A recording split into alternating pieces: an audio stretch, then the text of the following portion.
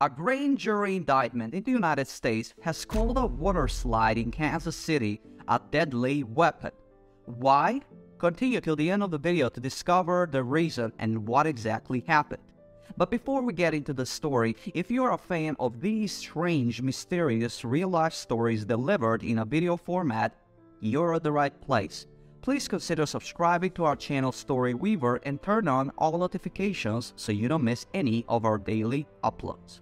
They said it had already injured more than a dozen people before 10-year-old Caleb Schwab was tragically killed on it. The indictment said the ride went airborne and collided with the overhead hoops and netting designed to keep riders from being thrown off the slide. The video of the accident showed Caleb was following all the rider instructions when he died. The indictment also revealed that experts examining the slide found evidence indicating other rafts had gone airborne and collided with the overhead hoops and netting before the fatality. There were 13 injuries during the 182 days of the ride operating, including 2 concussions and 1 case where a 15-year-old girl went temporarily blind. Corporate correspondents found the child's death and the rapidly growing list of injuries were foreseeable and expected outcomes. The water park operators knew the raft Caleb and the woman rode on was prone to go faster and become airborne more than others.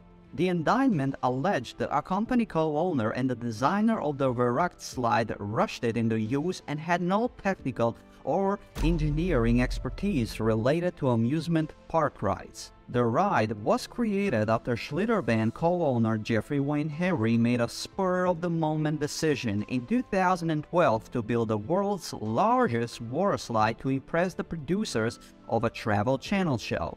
The indictment said Mr. Henry's desire to rush the project and he and his designer's lack of expertise caused them to skip fundamental steps in the design process.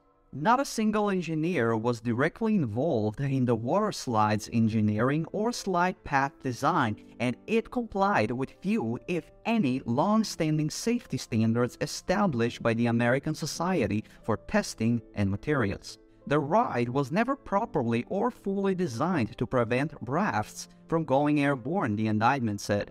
The water park and its former operations director, Tyler Austin Miles, 29, were indicted on involuntarily manslaughter and several other charges in Caleb's death, including aggravated battery and aggravated endangering a child.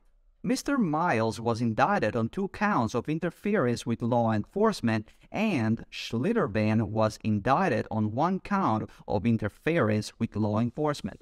Mr. Miles allegedly avoided or delayed repairs that would take the RUCT out of commission during the active park season. Investigators said the ride's brake system failed 10 days before Caleb's death. Mr. Miles is accused of telling a police detective that he was unaware of any complaints about the ride and of withholding thousands of incriminating daily reports from lead lifeguards and supervisors. On Friday, Mr. Miles pleaded not guilty during a brief court appearance, and a trial was scheduled for September 10. Schlitterbahn said in a statement after charges against Mr. Miles were announced that it was deeply disappointed to learn any individual is being personally charged for the terrible accident on the RUCT. The waterslide has been closed since Caleb's death.